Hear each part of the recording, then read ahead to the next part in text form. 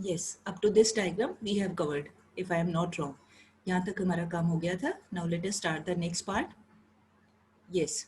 Now next is, you can see in the book also, next concept is average cost. ठीक है. आपको याद है पीछे हमने किया था, 3 main concepts are there money cost के. One is called total cost, we have done it that. Then second part is average cost, third is marginal cost. So today we are going to start this average cost. Okay. Now what is the definition? Average cost means per unit cost of production. कि भाई on an average एक unit को बनाने पे कितना खर्चा आ रहा है. जैसे फॉर एग्जांपल अगर मैं आपको कहूँ कि भाई मान लो आई एम ए प्रोड्यूसर, मैंने कोई 10 चीज़ें बनाई हैं, आई have produced 10 units of anything और मेरे 500 रुपीज़ खर्च हुए हैं.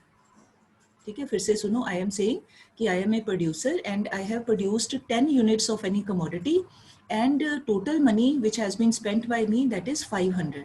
Now please find out on one unit on an average how much did I spend. अगर मैंने 10 चीजें बनाई, मेरे 500 खर्च हुए, तो ऑन एन एवरेज एक चीज बनाने पे कितने खर्च हुए? 500 डिवाइडेड बाय 10. ठीक है, 50 आ गया. अब ये इसका मतलब कि भाई ऑन एन एवरेज मेरा एक चीज को बनाने का खर्चा इतना आ रहा है. ठीक, तो उसी को ही हम कह देते हैं एवरेज कॉस्ट. एवरेज कॉस्ट मतलब पर यूनिट एक चीज को बनाने पे कितना खर्चा आता है. तो इसका मीनिंग हो गया कि एक चीज का पता लगाने के लिए पहले we should know total cost. 500 पता हो तो ही डिवाइड कर सकेंगे. ठीक, तो फॉर्मूला क्या बन गया? Please note down. Average cost is equal to, write the formula, TC divided by Q. बस आगे बस यही करना है. फॉर्मूला, डेफिनेशन, टेबल, डायग्राम ऐसे ही करने हैं सारे. Total cost divided by Q means output. ठीक है. अच्छा, अब नाउ टोटल कॉस्ट, अब हमें पता है कि total cost is the sum of two cost. Total cost की जगह हम ये भी लिख सकते हैं, total fixed cost plus total variable cost. T alphabet लिखो या ना लिखो कोई फर्क नहीं पड़ता, मीनिंग इसका टोटल ही है. तो in place of this total cost we can write its components also, total fixed plus total variable cost divided by ये वाला Q, यही वाला सेम. ठीक. When now you know in maths you have already read up to 10th class कि when a given numerator is being divided by denominator, तो ऊपर जितने भी एडिशंस होते हैं दैट मीन्स ये वाला जो डिनोमिनेटर है that is dividing all parts. ये Q इसके भी नीचे है, इसको भी डिवाइड कर रहा है. This Q is dividing this VC also. जितने भी एडिशन किए हो ना सभी को नीचे Q आ रहा है. तो हम इकट्ठा लिखने के बजाय we can divide in parts also. तो हम ऐसे भी लिख सकते हैं, this equation is equal to FC divided by Q, total fixed cost divided by Q, plus ये प्लस का साइन, ये प्लस आगे क्या है variable cost, total variable cost divided by Q. क्योंकि डिनोमिनेटर कॉमन है ना, तो कॉमन की बजाय अब उसको सेपरेट करना है, तो ये Q दोनों को डिवाइड कर रहा है, तो ऐसे लिख लिया, दोनों को डिवाइड कर दिया. अब अगर डिवाइड करते हैं तो again same step is to be followed. ये है total fixed cost divided by Q, तो ये बन जाती है, this is called average fixed cost. किसी भी टोटल को सीधा ही याद रखना है, किसी भी टोटल को नंबर ऑफ आइटम से डिवाइड कर दे तो हमें एवरेज मिलती है. अगर आपको थोड़ा सा याद हो, स्टैट्स में हमने चैप्टर इन डिटेल किया था अरिथमेटिक मीन, तो उसका वेरी फर्स्ट फॉर्मूला क्या था? That was sigma x over n. मतलब किसी भी चीज़ का टोटल डिवाइडेड बाय उस चीज़ के यूनिट्स. तो बस यही है, यहाँ पर भी same thing is being applied. ये टोटल है, total fixed cost divided by output, तो इसी को कह देते हैं एवरेज फिक्स्ड कॉस्ट. ठीक, प्लस ये वाला प्लस का साइन, ये लिख दिया, ये plus variable cost divided by Q, total variable cost, तो इसकी जगह हम लिख सकते हैं और it is equal to average variable cost. ठीक है, टोटल को, ये टोटल वेरिएबल कॉस्ट को number of units of output से डिवाइड किया, we get average variable cost. तो the gist of whole story is कि एवरेज कॉस्ट चाहे तो हम ऐसे लिख ले, दोनों दो मेथड्स हैं, चाहे तो हम सीधा सीधा लिख ले AC is equal to TC by Q, we can use this way, और we can write in this manner also, average cost is equal to average fixed and plus average variable cost. Both mean the same thing. ठीक है, जैसे मर्जी कर लो, as per the situation, as per the solution, as per the statement of the, आगे numericals करने हैं, जैसी रिक्वायरमेंट हो we can apply any of these two method, इधर दिस और दिस. ठीक है, now let us start. Before coming to this part, ये डेफिनेशन तो हो गई पर यूनिट कॉस्ट, अब इसके कंपोनेंट्स को अंडरस्टैंड करना है. Now let us see this average fixed cost. So now write down one line. Average fixed cost, please note down, is the per unit fixed cost of production. Average fixed cost is the per unit fixed cost of production. जो भी नाम है बस उसको बीच में ले आना है. Average fixed cost is the per unit cost, per unit fixed cost of production. ठीक है, अब इसका मीनिंग क्या है? Very simple and interesting. तो ये क्या है? This is equal to, you can write this AFC formula. आप लिखो पहले, मैंने यहाँ नहीं लिखा but you can write AFC is equal to fixed cost, ये वाला दोबारा लिख लो, fixed cost divided by Q. ये फॉर्मूला, ये वाला I forgot to write here, आप लिखना है लिख लो. Average fixed cost is equal to total fixed cost divided by Q. ठीक है. अच्छा, अब क्या करना है? Now again this concept is to be understood with the help of table and diagram. So please make the table. Output, first column output, second column fixed cost, third column average fixed cost. ठीक है, output, fixed cost column, average fixed cost. Average fixed cost के आगे formula भी write down, fixed cost divided by Q. ठीक. Now output के साथ here I have written in bracket Q. Q stands for output. ठीक है जी. So now write the same table as we have written in case of fixed cost. Same values starting from 0, 0, 1, 2, 3, 4, 5, 6, 7, 8 लिखना है वो भी लिख सकते हो. Then fixed cost. In the very beginning we have taken fixed cost equal to 10. So let us write 10, 10 in front of all. ये same रहती है चाहे हम कुछ बनाएं या ना बनाएं, या ज़्यादा बनाएं कम बनाएं. ठीक है, आउटपुट का कोई भी लेवल हो, फिक्स्ड कॉस्ट सेम ही रहेगी. Now with the help of these two columns, try to calculate value of AFC. Formula apply करिए, FC divided by Q. ठीक है. अब 10 divided by 0. अब वैल्यू cannot be determined. वैसे तो इन्फिनिटी होता है बट यहाँ पर हम इन्फिनिटी कैसे शो करें? फिर तो डायग्राम बहुत बहुत बहुत लंबा हो जाएगा, हमें पता ही नहीं इन्फिनिटी क्या कहाँ जाके खत्म होता है ना. There is no end. तो हम ऐसे नील का साइन लगा देते हैं कि that means it can not be determined. ठीक है, किसी नंबर को 0 से डिवाइड करें तो डिटर्मिनेशन नहीं हो सकता कि what is the exact value. तो नील का साइन लगा दिया, डैश का साइन. ठीक है, अब आप डिवाइड करिए. फॉर्मूला क्या है? एक एक वैल्यू फिक्स्ड कॉस्ट की लेते जाइए डिवाइडेड बाय आउटपुट. 10/1 10, फिर 10/2 5, फिर 10/3 ये कितना आ गया 3.3, फिर 10/4 2.5, 10/5 2, 10/6 1.6. अगर आपने 7 8 लिया वो भी डिवाइड कर लीजिए. 10/7 इससे वैल्यू कम आएगी, आप चेक कर लो. फिर 10/8 अगेन वैल्यू कम आएगी. ठीक है. Now what are we observing in this table? AFC को देखना है, हमारा मेन कॉन्सेप्ट ये है. अब now you observe all these values very carefully. You will see one particular feature that as output is increasing, ये बढ़ रहा है 1 2 3 और मतलब units of output are increasing. तो what is happening to this AFC? It is continuously falling. Each successive value is less than the previous value. पहले 10 है, फिर कम होके it has become 5, फिर कम हो गया 3.3, और कम हुआ 2.5, और कम और कम और कम. जितना मर्जी आप यहाँ पर अपनी number of units of output कर दो, हर बार आपकी वैल्यू पहले से कम आएगी. उसका कारण क्या है? What is the reason? Reason ये है कि जब हम एक फिक्स्ड नंबर को, ये 10 है, एक गिवन नंबर को जब हम इंक्रीजिंग नंबर से वी कीप ऑन डिवाइडिंग, तो हमारा जो आंसर होता है वो हमेशा पहले से कम आता जाता है. एक ही नंबर को आप बढ़ते हुए नंबर से डिवाइड करोगे तो आपका आंसर हर बार पहले से कम आएगा. तो this is a particular characteristic of AFC. Now please draw the diagram. The same thing is to be shown here. Please write down X axis में आउटपुट और यहाँ अपने वाई एक्सिस पे लिखो AFC. ठीक है. नाउ पॉइंट्स नहीं लेने हैं, ये सिर्फ मैंने आपको समझाने के लिए बताया है. अदरवाइज पेपर में there is no need. Just draw a line. ये this is falling curve. Falling curve का मतलब ये पहले 10 है, फिर 5 हुआ, फिर 2.3 हुआ, और come and simultaneously it keeps on falling. ऐसे एक डाउनवर्ड स्लोपिंग कर्व की फॉर्म में आपने लेके आना है और यहाँ करके लिख दो AFC. ये जो कर्व है ये, और अगर आप इसको नीचे लेके जाओगे, if you bring it down, तो ऐसे लगेगा कि it is going to touch X axis, but it never touches X axis. AFC की जो ये कर्व है ना, और अगर इसको एक्सटेंड करते जाएं और आगे, तो हमें देखने में लगेगा कि ये बस it has just now touched x axis, but ये करेगी नहीं टच। कारण क्या है उसका? क्योंकि फिक्स्ड कॉस्ट कभी भी जीरो नहीं हो सकती। आप फैक्ट्री में फैक्ट्री बनाई, बिल्डिंग बनाई, कुछ बनाया, थोड़ा बहुत मशीनें लगा ली, पैसे तो खर्च हो ही चुके हैं। कभी भी ये तो नहीं ना हो सकता कि बिना मशीनें लगाए, बिना फैक्ट्री की कुछ कंस्ट्रक्शन किए कोई काम स्टार्ट हो सके, वो हो ही नहीं सकता। Since there is always some fixed cost, वो होनी ही होनी है, चाहे हम कुछ बनाएं, प्रोड्यूस करें या ना करें। Since there is existence of fixed cost, तो इस करके जब फिक्स्ड कॉस्ट होगी तो उसको हम चाहे किसी भी नंबर ऑफ यूनिट से डिवाइड करते जाएं तो कुछ ना कुछ तो एवरेज फिक्स कॉस्ट हमेशा ही आएगी। ऐसा कभी भी नहीं हो सकता कि कोई वैल्यू ना आए।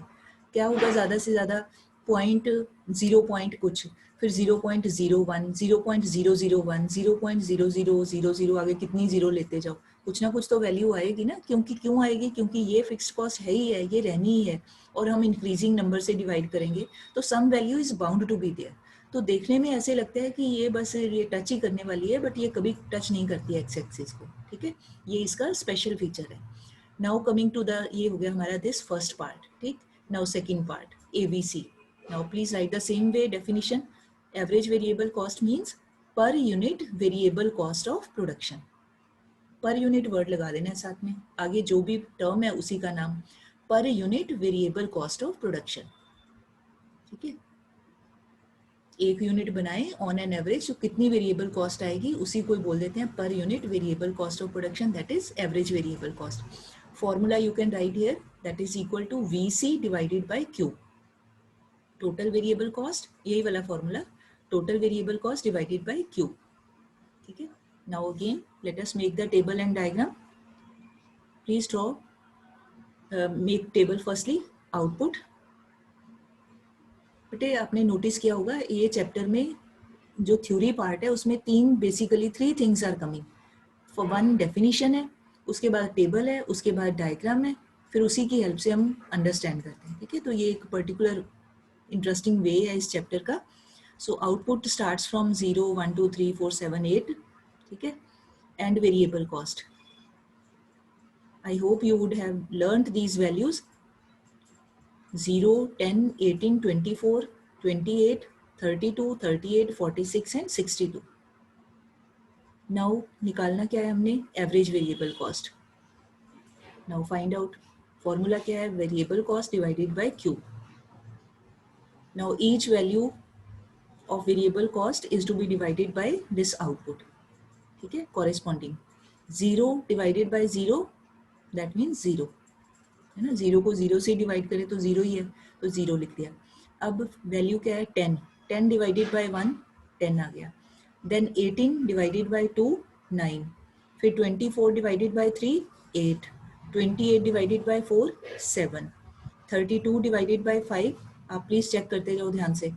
32 को 5 से डिवाइड करिए, 6.4, फिर 38 divided by 6, I may be wrong here और देयर, प्लीज़ चेक।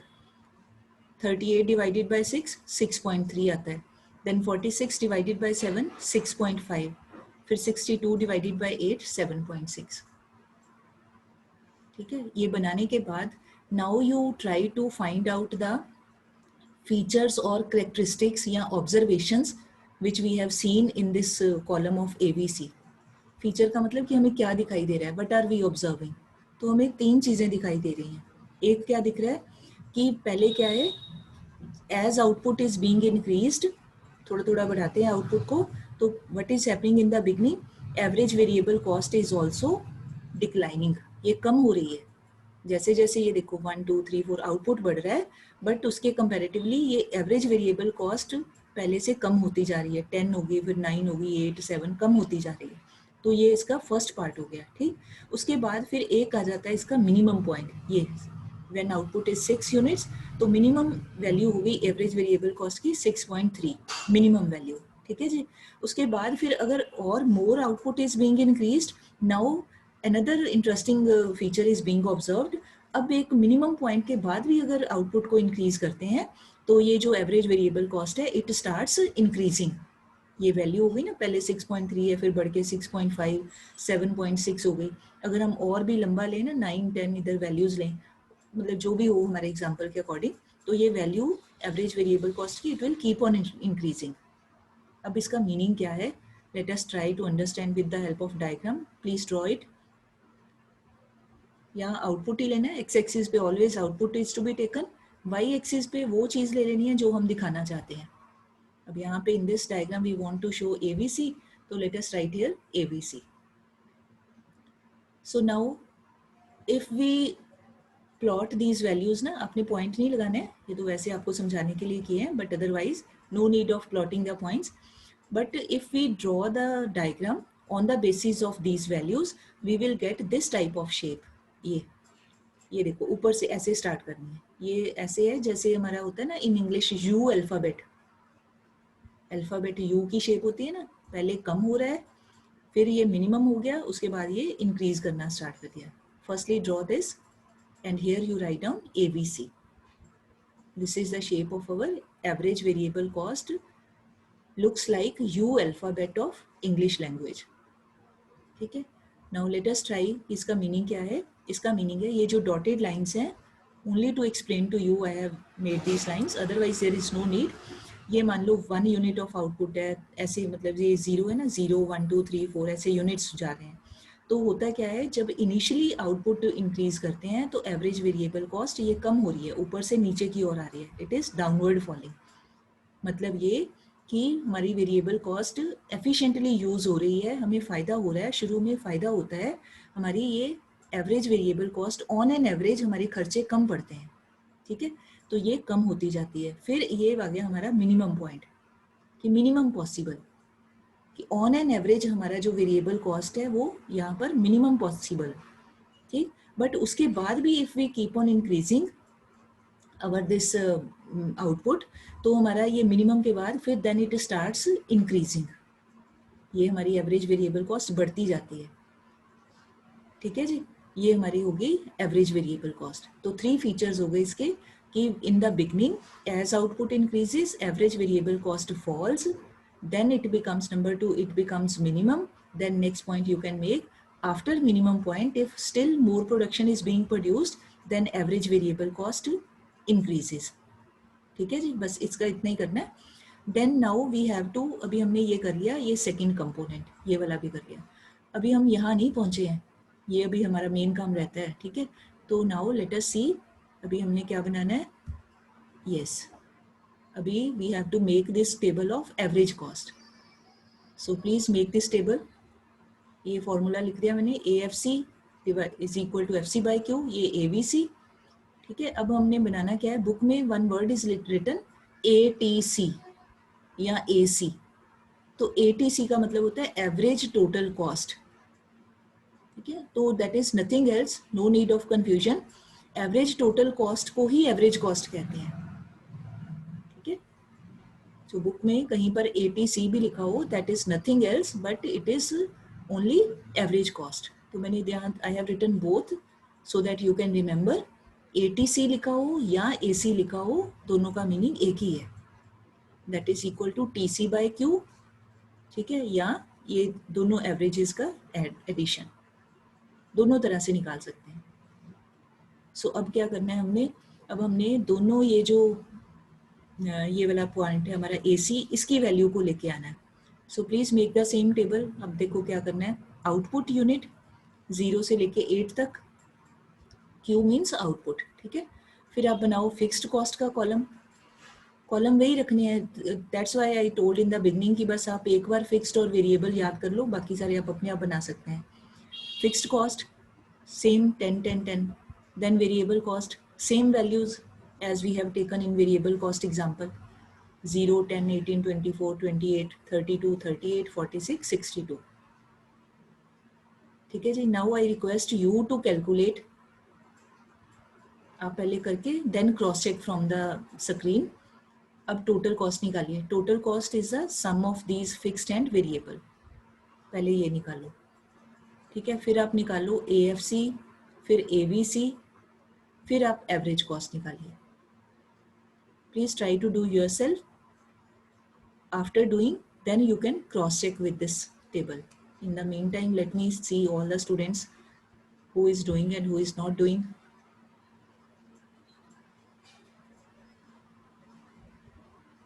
कॉलम के हेडिंग्स आप देख लो क्या क्या बनाने हैं.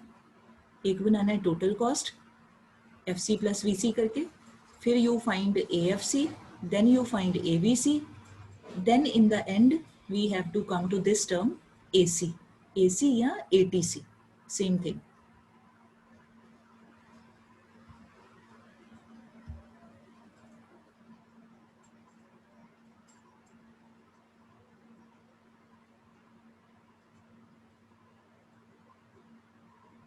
Yes, very good. All are doing very fast. Be fast.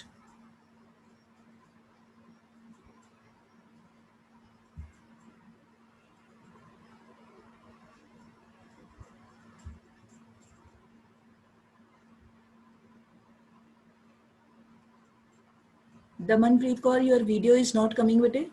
Be visible also. Damanpreet Kaur, Hina Taneja, Vasudev Gupta.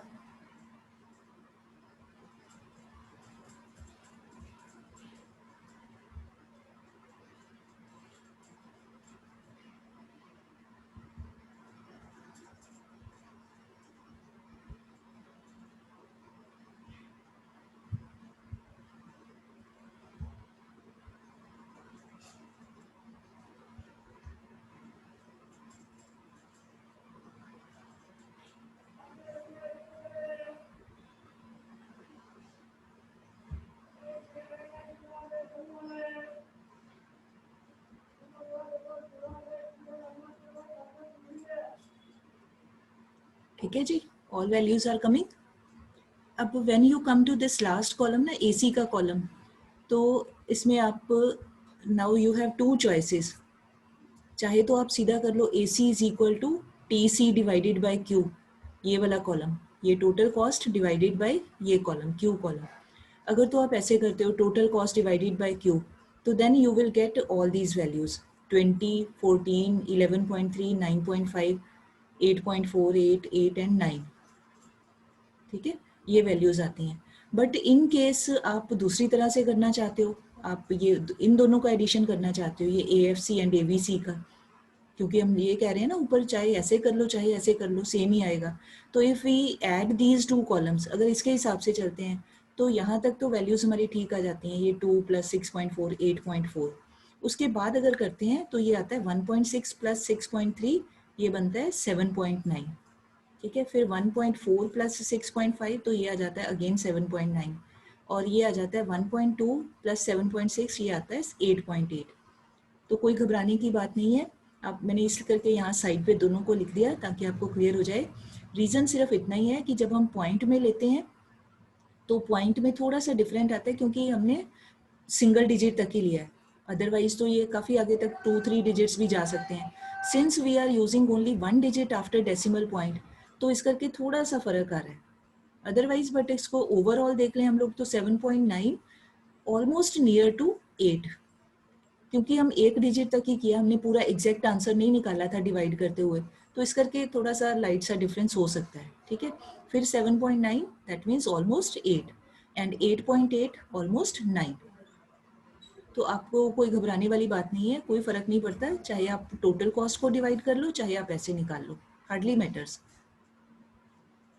ठीक है, तो मैंने दोनों लिख दिए, अदरवाइज आप दोनों तरह से कर सकते हो. ठीक, now let us come to diagrammatic part. Please again draw the axis. On x-axis let us write output, and on y-axis firstly we have written costs. अच्छा, अब which costs, many costs are to be shown together. अब हमने इकट्ठे दिखानी है, AFC भी दिखाना है, ABC भी दिखाना है एंड AC. तो ब्रैकेट में you can mention their names separately also, AFC, ABC and AC, because all these three are to be shown together in a single diagram. ठीक है जी. Now my request to you, to all of you is, before drawing this diagram, please turn your page, previous page, see the shape of AFC and shape of ABC. आप देखो AFC की shape देखो, continuously falling curve. ठीक है, ABC की shape देखिए, U shape की curve आ जाती है. ठीक, तो अब हमने कुछ भी नहीं करना.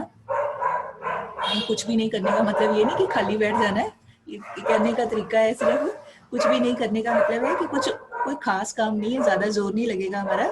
अब हमने इन दोनों को डायग्राम्स को सुपर इम्पोज कर देना है। सुपर इम्पोज का मीनिंग होता है एक डायग्राम में ले आना है, दो चीज़ों को इकट्ठे दिखा देना है। तो पहले आप ये ड्रॉ कर लो AFC की लाइन, ये वाली, ये AFC की कर्व, कैसे भी ड्रॉ कर लो, हार्डली मैटर्स, AFC, ठीक है।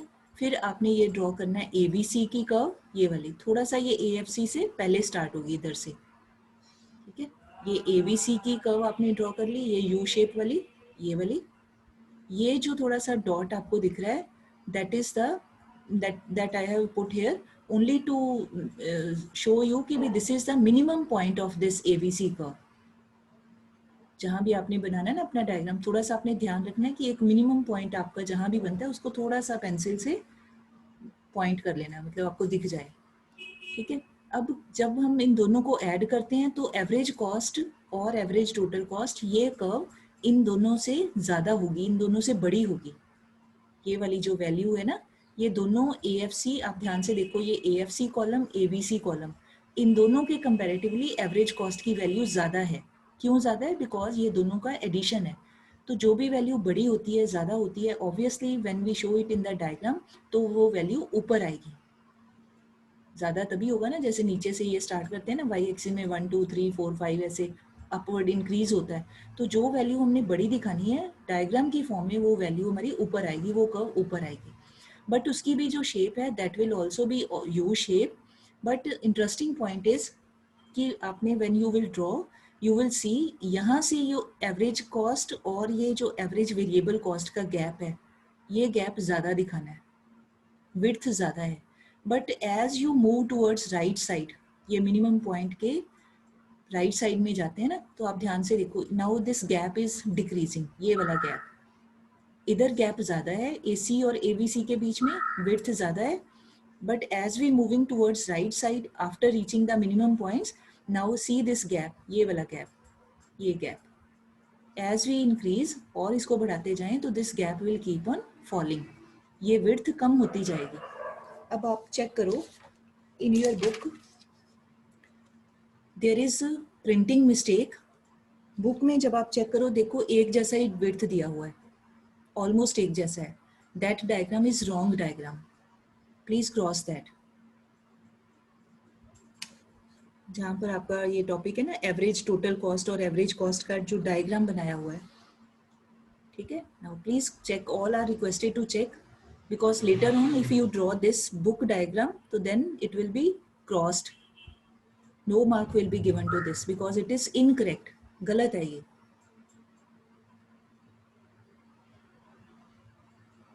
ठीक है जी। आप now you see it carefully, average total cost वाला डायग्राम कह रही हूँ मैं, ठीक है। अब आप उसमें देखो, उसमें ATC और ABC के बीच में ऑलमोस्ट एक जैसा गैप दिया हुआ है, so please put a cross here, ये रॉन्ग है। In place of that you have to show this way, ये गैप कम होना चाहिए। अब इसका रीज़न है, there is one reason behind this decreasing gap. वो रीज़न क्या है? रीज़न ये है, आप ध्यान से देखो, ये AFC का कॉलम देखिए, आउटपुट इज इंक्रीजिंग, इधर से ये तो क्लियर हो रहा है, जैसे जैसे आउटपुट इंक्रीज होती है तो what happens to AFC continuously fall कर रही है, कम हो रही है। तो जब हम हर बार कम होती हुई वैल्यू को ये ABC में ऐड करते हैं तो जो हमें एवरेज कॉस्ट मिलती है, तो ये जो AFC का गैप है, ये वाला जो गैप है, ये AFC का गैप है, आप ऐसे समझ लो। जब हम ये टोटल करें ना, AC के ऊपर यहाँ आप लिख सकते हो it is equal to AFC plus ABC। तो since we are adding these two curves, ये AFC को और ABC को जोड़ रहे हैं, उनको ऐड कर रहे हैं, तो क्योंकि ये इधर से देखो ये कम होती जा रही है, लगातार कम होती जा रही है, ये फॉल करते करते, तो जितना ये कम होगी उतना ही यहाँ पर एडिशन होगा, तो इस करके ये डिफरेंस भी कम होता जाएगा। ब्रॉडली ये डिफरेंस उतना ही होगा जितना हमारा यहाँ पर गैप है, ये AFC और X एक्सिस के बीच में, उतना ही गैप ये कम होता जाएगा हर बार जब भी आउटपुट इंक्रीज होगी, ये रीज़न है, ठीक है। तो आपने इसको याद रखना है। You can later on you can draw this diagram on your book also, because कई बार पढ़ते हुए फिर हमें इतना टाइम नहीं लगता कि हम नोटबुक भी खोलें, तो बाद में बुक के ऊपर ये you can draw this correct diagram, this is the main point which you have to keep in mind. ठीक है। सो अब है अब अगर हम इसमें से AFC को छोड़ दें, अब AFC क्या है, ये कॉन्टिन्यूसली फॉल करती है, इसको एक तरफ छोड़ दें. There is some kind of similarity between the shape of this ABC and AC. वो सिमिलैरिटी क्या हमें दिखती है कि दोनों ही थोड़ी सी U शेप की हैं, है ना. दोनों का डिफरेंस को भी छोड़ दें, अगर वैसे शेप देखें, इंडिविजुअली शेप देखें, तो ये U शेप का अल्फ़ाबेट बनता है.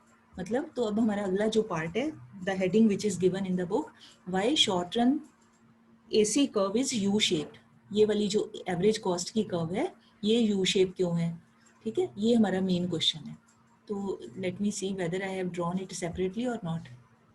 No, I have not drawn it separately. No problem. आप एक वैसे ही डायग्राम ड्रॉ करिए in your own notebook yourself. Draw a diagram in which please draw this average cost curve, only this curve. बाकी नहीं कुछ भी करना, ये वाली नहीं करनी.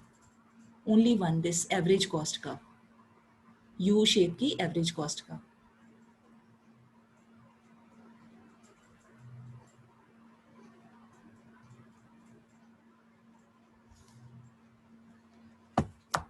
ठीक है. अच्छा, अब हमें क्वेश्चन ये कह रहे हैं कि ये U shape की ही क्यों बनती है. Why this curve is not getting any other shape. ये भी तो कारण आ सकता है ना दिमाग में कि ये ऐसी शेप ही क्यों बनी, कोई और अल्फ़ाबेट जैसे R, S, T, V, X, Y, Z, कोई शेप और क्यों नहीं बनी, यही वाली क्यों बन रही है. तो इसकी ये U शेप बनने के पीछे there is some reason. Reason क्या है, 2 मिनट्स रह गया, मैं जल्दी से बता देती हूँ. एक तो रीज़न ये है कि एवरेज कॉस्ट जो है, it is not a single term, it depends upon 2 things, है ना. ये एवरेज कॉस्ट किस किस के ऊपर डिपेंड कर रही है. It depends upon this ABC as well as this AFC. Since it is the sum total of both these lines, both these curves, इस करके इसमें से भी जो डोमिनेंट है वो ABC है ना. डोमिनेंट का मतलब वेरिएबल कॉस्ट वो डोमिनेट कर रही है, वो अपनी शेप में डोमिनेट करने का मतलब वो अपनी शेप में अलग अलग चेंजेस दिखा रही है कि पहले कम होती है, फिर मिनिमम होती है, फिर बढ़ती है. और AFC उतनी एक्टिवली अपनी शेप नहीं दिखाती है. एक्टिव रोल किसका है, वेरिएबल कॉस्ट का है. मतलब ये होता है कि जब भी कोई फैक्ट्री लगाई है, नो डाउट उस पर मशीनें लगी हैं, उस पर फैक्ट्री के प्लांट पे खर्च हुआ है, सब कुछ हुआ है, परमानेंटली इलेक्ट्रिसिटी अरेंजमेंट हुआ, सब काम किए हैं, बट वो अपने आप में पैसिव हैं. जब तक उसके ऊपर कुछ हम वेरिएबल, कोई रॉ मटेरियल, कोई लेबर, कोई इलेक्ट्रिसिटी यूज़ नहीं करेंगे, पावर यूज़ नहीं करेंगे, तो वो मशीनें अपने आप में काम नहीं करेंगी. They are in a way, they are a passive. Passive होते, आपने याद है इंग्लिश में आप करते हो एक्टिव पैसिव. पैसिव जो अपने आप रिस्पॉन्स नहीं करता है ना, तो एक्टिव होता है जो अपने आप से रिस्पॉन्स करता है. तो machinery, equipment, plant, building, tools, all these are passive type of factors of production. अपने आप रिएक्ट नहीं करते हैं. उनके ऊपर रिएक्ट कौन करता है, उनके ऊपर एक्ट कौन करता है, एक्ट करते हैं वेरिएबल रिसोर्सेज. बीच में उसमें आ जाता है रॉ मटेरियल, उसमें आ जाता है लेबर, उसमें आ जाता है पावर सप्लाई, जो भी है. इन तीनों को मिलाएंगे तो ही जाके कुछ बनेगा. तो क्योंकि वेरिएबल कॉस्ट एक एक्टिव फैक्टर ऑफ प्रोडक्शन है, तो उसी के करके उसका ज़्यादा इफेक्ट पड़ता है, तो उसी के करके एवरेज कॉस्ट भी यू शेप की बनती है. रीज़न इसका ये, यू शेप इस करके क्योंकि इन दोनों को ऐड करते हैं, और ऐड करने के बाद भी जिस चीज़ का ज़्यादा असर आता है उस तरह की शेप बनती है, और वो इफेक्ट ज़्यादा आता है एवरेज वेरिएबल कॉस्ट का. एक तो ये है. सेकेंड रीज़न ये है, सेकेंड रीजन बेटे कल करेंगे, अभी टाइम बीच में ही मेरे बोलते बोलते मीटिंग खत्म हो जानी है, बीच में ही बात रह जाएगी, तो प्रॉपरली एक्सप्लेन नहीं हो पाएगा. ठीक है, आज हम यहाँ तक ही करते हैं. Tomorrow I will let you know the other reason, that is basis of law of variable proportion. वो कल करते हैं, don't worry. Today you have to please do practice of all these tables and diagrams. ठीक है, अब इसमें आपको question आ सकता है, डिफाइन आगे कोई भी टर्म, एक्सप्लेन, फिर आपने टेबल डायग्राम वो आपने बताना है, right. So today with this I just want to thank, because even less than 1 minute is left, so we are going to end the meeting. Thank you all. Sukhjeet ma'am, now you can end the meeting. It's almost over. Okay, ma'am. Thank you ma'am. Thank you.